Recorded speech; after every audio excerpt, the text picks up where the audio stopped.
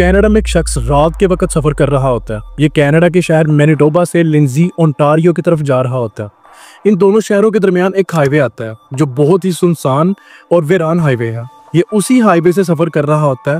रात 2 बजे का टाइम है। अभी इसको उस हाईवे पे ड्राइव करते 2 घंटे ही गुजरे होंगे कि ये देखता है कि उस हाईवे के किनारे एक शख्स खड़ा है जो कि इशारा कर गाड़ियों को रोकने की कोशिश कर रहा होता है। इसको वो शख्स बड़ा मशकूक लगता है, जिसकी वजह से ये गाड़ी को रोकता है और उसको ऑब्जर्व करना स्टार्ट कर देता है। तो थोड़ी ही देर बाद उसको रियलाइज होता है कि वो शख्स तकलीफ में है। तो ये इंसानियत के नाते गाड़ी उसके करीब लेके जाता है। तो वो शख्स भागता हुआ इसके करीब आता है और गिर जाता है। ये गाड़ी से उतरता है, उसको पकड़ता है तो देखता है कि उस शख्स को गोलियां लगी हुई हैं। ये उसको पकड़ता है, गाड़ी में बिठाता है और करीब के हॉस्पिटल में ले जाता है। हॉस्पिटल वाले उसकी हालत को देख के उसको एडमिट कर लेते हैं। फिर 2 दिन के लगातार ट्रीटमेंट के बाद उस शख्स को होश आती है और होश में आते ही वो शोर मचाना स्टार्ट कर देता है, मैं कहाँ हूँ और मेरी बीवी किधर है। एज पर जो शख्स इसको यहाँ एडमिट करवा के गया था उसने पहले ही पुलिस वालों को कॉल कर दी और पुलिस ने आते ही इसको काम डाउन किया और इससे पूछा कि तुम्हारे साथ क्या हुआ और इतनी रात को तुम उस सुनसान हाईवे पे क्या कर रहे थे और कहाँ है तुम्हारी बीवी। जिस पे वो शख्स पुलिस वालों को ऐसी दर्दनाक कहानी बताता है, पुलिस वालों के रोंगटे खड़े हो जाते हैं। ऐसा क्या हुआ था उस शख्स के साथ, आज की इस वीडियो में मैं आपको यही बताने वाला हूँ। सन 1952 कनाडा के इलाके लिंजी ओंटारियो में गॉर्ड मैकेस्टर और जैकलीन की शादी होती है। इनके यहाँ कोई औलाद नहीं होती, बट फिर भी ये अपनी जिंदगी के 39 साल हंसी खुशी गुजारते हैं। 1991 में ये अपनी अपनी जॉब से रिटायरमेंट ले लेते हैं। तब गॉर्ड की उम्र 62 साल और जैकलीन की उम्र 59 साल थी। इनके पास अच्छी खासी सेविंग्स जमा होती हैं जिससे ये वेकेशन करने का प्लान करते हैं। इसके लिए वो एक कैंपिंग वैन खरीद लेते हैं। कैंपिंग वैन्स ऐसी वैन्स होती हैं जिनके अंदर खाने पीने और रहने सहने की तमाम चीज़ें मौजूद होती हैं। 27 जून 1991 ये अपनी वेकेशन को स्टार्ट करते हैं। इनकी पहली मंजिल कनाडा का मैनिटोबा शहर होता है। ये अपनी मंजिल की तरफ गामजन है। इनको सफ़र करते करते रात के 11 हो जाते हैं, बट ये मैनिटोबा तक नहीं पहुंचते। तो ये प्लान करते हैं किसी पार्किंग जगह पे ये अपनी वैन को रोकेंगे, वहाँ रात गुजारेंगे और सुबह फिर निकलेंगे अपनी मंजिल की तरफ। तो ये ऐसा ही करते हैं। ये कोई पार्किंग एरिया ढूंढना स्टार्ट कर देते हैं और थोड़ी ही जद्दोजहद के बाद उनको एक रेस्टोरेंट का पार्किंग एरिया मिलता है। ये वहाँ अपनी वैन को पार्क कर लेते हैं। अभी इनको वहाँ गाड़ी पार्क किए 10 मिनट ही गुजरे होते हैं कि रेस्टोरेंट का स्टाफ आता है और इन दोनों को वहाँ से जाने का कहता है। बट ये दोनों उनसे रिक्वेस्ट करते हैं और बातों बातों में ही इन दोनों की रेस्टोरेंट के स्टाफ वालों से लड़ाई हो जाती है, जिसकी वजह से इन दोनों को वहाँ से मजबूरन निकलना पड़ता है। जब ये उस रेस्टोरेंट की पार्किंग से निकल रहे होते हैं, उसी रेस्टोरेंट का एक स्टाफ मेंबर उनसे कहता है तो यहाँ से कुछ ही फासले पे एक दरिया मौजूद है। उसके किनारे बहुत ही ज़्यादा वसी एरिया, आप वहाँ गाड़ी पार्क करके रात गुजार सकते हैं और आपका एडवेंचर भी हो जाएगा। उन दोनों को ये आइडिया बड़ा ही अच्छा लगता है, तो ये अपनी गाड़ी उसी लोकेशन पे ले जाते हैं। ये होता है ब्रायंट रिवर, जो कि उस रेस्टोरेंट के बिल्कुल करीब ही मौजूद होता है। तो ये अपनी गाड़ी को दरिया के किनारे पार्क कर लेते हैं। अब जैकलिन खाना बनाना स्टार्ट कर देती है और गॉर्ड टीवी देखना स्टार्ट कर देता है उसी वैन के अंदर, क्योंकि वो एक कैंपिंग वैन होती है। अब ये एक वीरान और सुनसान जगह पे मौजूद है जहाँ ना बंदा ना बंदे के साथ, काली रात, पानी की खामोशी और इर्द गिर्द जंगल ही जंगल। इनको हर तरह से खतरा था, बट ये दोनों एडवेंचर के शौकीन थे। ये अपनी वैन में ही मौजूद है कि ठीक 1 घंटे के बाद उनकी वैन पे एक दस्तक होती है। ये दोनों डर जाते हैं और पूछते हैं कि बाहर कौन है। तो बाहर से आवाज़ आती है, मैं एक पुलिस वाला हूँ और तुम लोगों ने ये वैन यहाँ पार्क क्यों की है। तो ये दोनों उससे कहते हैं, सर वी आर सॉरी, हम अभी इस वैन को यहाँ से लेके चले जाते हैं। बट वो कहता है कि वैन का दरवाज़ा खोलो, मैं तुम दोनों को देखूं कि तुम लोग हो कौन। जिसकी वजह से गॉर्ड वैन का दरवाज़ा खोल देता है। जैसे ही ये दरवाज़ा खोलता है, इसके होश उड़ जाते हैं क्योंकि सामने कोई पुलिस वाला नहीं होता।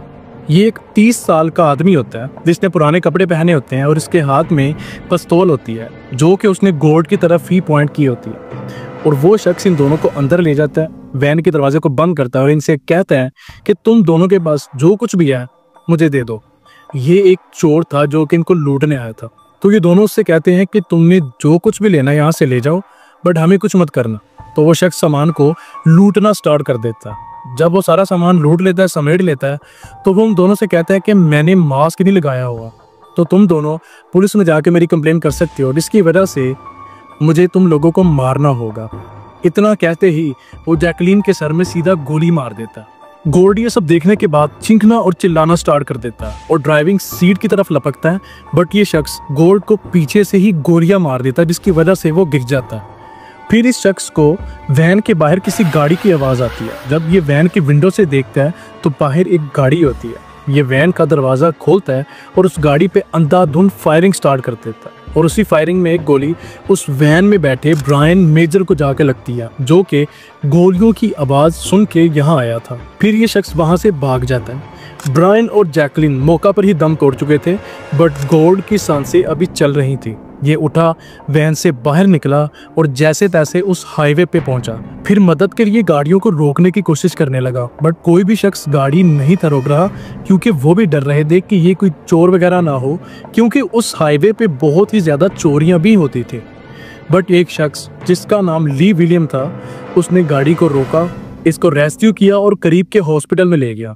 वहाँ इसको एडमिट कर लिया गया और 2 दिन के लगातार ट्रीटमेंट के बाद वो रिकवर हो गया। फिर पुलिस आई, पुलिस ने इससे पूछताछ की तो इसने पुलिस वालों को सारी बात A to Z बता दी। पुलिस मौका वारदात पे पहुंचे तो उनको वहाँ से ब्रायन और जैकलीन की लाश मिली। तो फिर पुलिस वालों ने उस केस के ऊपर अपनी इन्वेस्टिगेशन स्टार्ट कर दी। एज पर ये 90s का एरा था, पुलिस वालों के पास इतने एडवांस इक्विपमेंट्स नहीं थे जिससे वो उसको पकड़ पाते, जिसकी वजह से पुलिस वालों को बहुत ही मुश्किलात का सामना करना पड़ रहा था। सबूत के नाम पे पुलिस वालों के पास इतना ही था जितना गॉर्ड ने बताया था कि वो शख्स वाइट कलर की वैन में आया था। मॉडल नंबर का नहीं पता, कंपनी का भी नहीं पता। अब पुलिस वालों के लिए ये केस एक चैलेंज बन रहा था, क्योंकि 90s के एरा में वाइट कलर की वैन का मिलना बहुत ही ज्यादा रेयर था। तो पुलिस वालों ने इर्द गिर्द के इलाकों से उस वैन का पता करना स्टार्ट कर दिया और पता करते करते वो उसी रेस्टोरेंट पे जा पहुंचे। तो उस रेस्टोरेंट के एक स्टाफ मेंबर ने पुलिस वालों को बताया कि उस रात वो दोनों मियाँ बीवी हमारे रेस्टोरेंट की पार्किंग पे रुके थे और फिर यहाँ से चले गए थे, और ठीक आधे घंटे के बाद हमें कहीं से गोलियाँ चलने की आवाज़ आई और फिर मैंने हमारे रेस्टोरेंट के सामने से ही इस वाइट कलर की वैन को बहुत ही तेज रफ्तार में गुजरते देखा था, और ये 1980 मॉडल की शेवरलेट वैन थी। तो पुलिस वालों ने उस वैन को पकड़ने के लिए पूरे कनाडा के अंदर चौकियां लगा दी और 2 हफ्ते के अंदर उन्होंने इसी सेम मॉडल की 1 लाख से ज़्यादा गाड़ियों को चेक किया, बट उनको वो शख्स नहीं मिला। पुलिस वाले इस केस के ऊपर ऑलमोस्ट गिव अप कर ही चुके थे कि अगस्त 1991 को एक ऐसा हादसा होता है जो इस केस को पुलिस वालों के लिए हाईलाइट कर देता है। होता यूं है कि कनाडा के शहर लॉन्ग लेक में एक ग्रोसरी स्टोर पे डकैती होती है, जहां उस स्टोर का मालिक और उसकी बीवी दोनों मारे जाते हैं। जब वहां पे मौजूद लोगों से पूछताछ की जाती है तो उन्होंने कहा कि वो एक चोर था जो कि एज यूजुअल चोरी करने आया था, बट चोरी के दौरान उसने उस स्टोर मालिक की बीवी को कुछ गलत बातें बोलती, जिसकी वजह से वो स्टोर मालिक उस चोर के साथ भिड़ गया।